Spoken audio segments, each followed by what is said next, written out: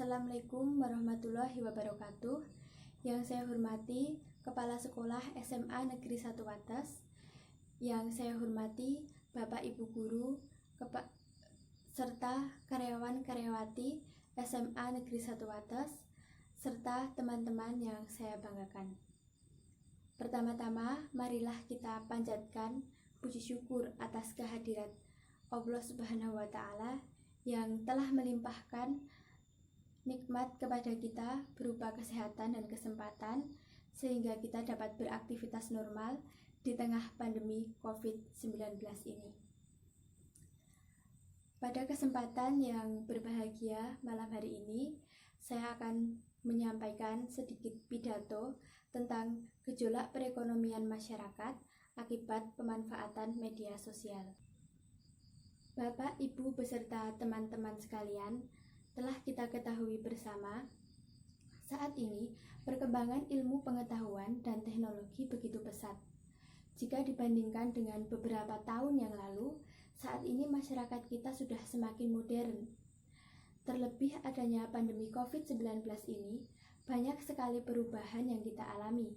Implementasi dari kemajuan iptek dapat kita lihat dari banyaknya intensitas penggunaan media sosial dari tahun ke tahun yang semakin meningkat. Bahkan sebelum wabah COVID-19 ini, berdasarkan laporan terbaru dari We Are Social pada tahun 2020, disebutkan bahwa sebanyak 175,4 juta pengguna internet di Indonesia. Dibandingkan dengan tahun sebelumnya, yakni tahun 2019, kenaikan pengguna internet sebanyak 17% atau sekitar 25 juta pengguna internet di Indonesia. Bapak Ibu beserta teman-teman sekalian, sekarang terlepas dari keadaan pandemi, masyarakat sudah sejak dulu menggunakan media sosial untuk berbagai tujuan. Ada yang bertujuan untuk mendapatkan informasi, ada yang bertujuan mungkin karena pekerjaan mereka menggunakan media sosial, ada pula yang bertujuan karena sebagai sarana hiburan. Mungkin saat sebelum merebaknya wabah virus corona ini, penggunaan media sosial bukan suatu keharusan bagi sebagian orang. Penggunaan media sosial sebelum adanya COVID-19 ini bisa dibilang hanya sebatas opsi. Mau menggunakan silahkan, tidak pun juga tidak apa-apa. Akan tetapi setelah adanya wabah COVID-19 ini, semua berubah total. Penggunaan media sosial seperti sebuah solusi atau jalan keluar dari permasalahan pandemi ini. Masyarakat mau tidak mau juga harus menyesuaikan dengan keadaan. Lantas, siapa yang paling diuntungkan dari perkembangan media sosial ini? Ya, tentu saja mereka yang piawai dalam menggunakan media sosial. Mereka yang kreatif dan memiliki keterampilanlah yang diuntungkan. Dalam bidang ekonomi, penggunaan media sosial ini memunculkan pengusaha-pengusaha belia. Munculnya berbagai usaha rumahan, startup, dan semakin suksesnya usaha-usaha yang dapat dijalankan secara daring.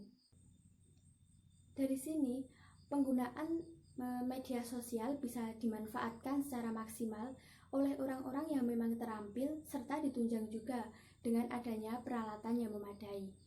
Hal ini berarti tuntutan kemajuan zaman juga akan menimbulkan kesenjangan digital.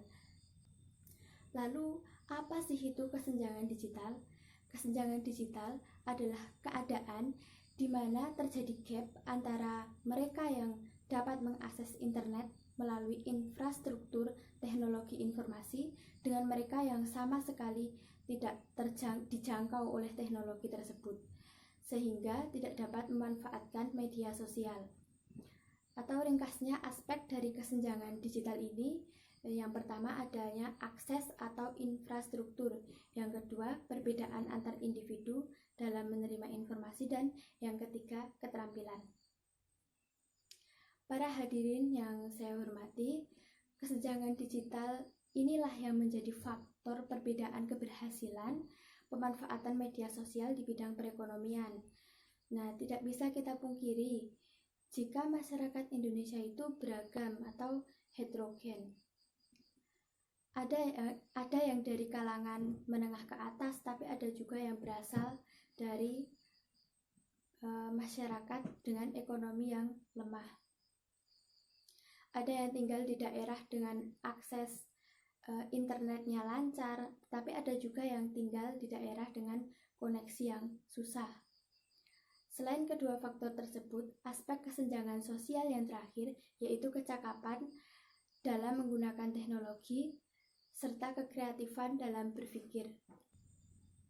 Dengan begitu, penggunaan media sosial hanya menguntungkan bagi mereka yang memang unggul di ketiga aspek tersebut. Sebagai contoh konkret, keberhasilan dalam memanfaatkan media sosial bisa kita lihat dari teman, saudara, atau mungkin orang-orang di sekitar kita yang mendapatkan pekerjaan. Mereka mendapat informasi lowongan pekerjaan dari media sosial. Serta ada juga cerita keberhasilan dari YouTuber seperti contohnya Atta Halilintar. Atau juga kita bisa melihat teman-teman kita yang sukses berjualan secara online. Bagi pemilik perusahaan yang besar, produk mereka juga bisa dikenal secara luas dan mendunia. Dengan begitu, keuntungan yang mereka dapatkan kan akan lebih banyak. Hal ini tentu saja akan menjadi sumber devisa bagi negara kita. Di sisi lain, perkembangan teknologi informasi komunikasi dalam hal penggunaan media sosial tidak semenguntungkan itu bagi mereka yang tinggal di daerah terpencil dengan akses internet yang tidak mendukung. Demikian juga bagi mereka yang tidak memiliki sarana ataupun kurangnya kreativitas dalam memanfaatkan media sosial. Bagi mereka yang mempunyai sarana maupun akses yang baik tetapi tidak didukung oleh keterampilan dalam berkreasi, tentu mereka hanya pengguna media sosial yang sekadar untuk hiburan saja. Bisa dikatakan jika orang-orang semacam ini hanya sebagai konsumen dalam roda perekonomian. Mereka membeli kuota untuk berselancar di media sosial tetapi tidak mengambil peran yang lebih dari sekedar konsumen. Bahkan bagi kalangan ekonomi lemah namun tidak bisa memanfaatkan penggunaan media sosial secara bijak, perkembangan media sosial ini justru akan menjadi beban finansial. Kalau bagi masyarakat yang tinggal di pelosok dan belum tersentuh kultur teknologi, perkembangan iptek tidak jadi masalah bagi mereka karena tidak berdampak apapun. Bapak Ibu guru yang saya hormati serta teman-teman yang saya sayangi, saya yakin jika di daerah kita saat ini kesenjangan digital untuk aspek akses dan sarana tentu saja sudah minim. Akan tetapi dari kenyataan yang saya lihat hanya sedikit dari kita yang sudah memanfaatkan media sosial ini secara maksimal.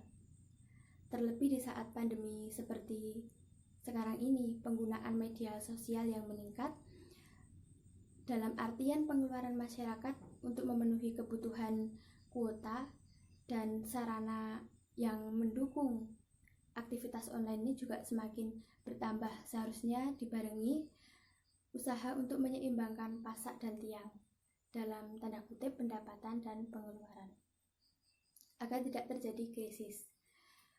Untuk itu tidak ada salahnya jika kita memulai bisnis dengan memanfaatkan media sosial. Selain itu, bagi kita yang memang tidak mungkin untuk menjalankan suatu usaha, tetap gunakan media sosial ini dengan bijak. Menurut hemat saya, pemerintah perlu memasukkan pendidikan digital ke dalam kurikulum sekolah. agar para siswa pandai dalam memanfaatkan penggunaan media sosial. Mengingat pengguna media sosial terbanyak saat ini berasal dari golongan pelajar. Demikian yang dapat saya sampaikan. Semoga yang sedikit tadi bisa berguna bagi kita, khususnya bagi saya sendiri. Tiada gading yang tak retak. Bila ada salah kata, saya mohon maaf. Akhirul kalam, wabillahi taufiq wal hidayah. Wassalamualaikum warahmatullahi wabarakatuh.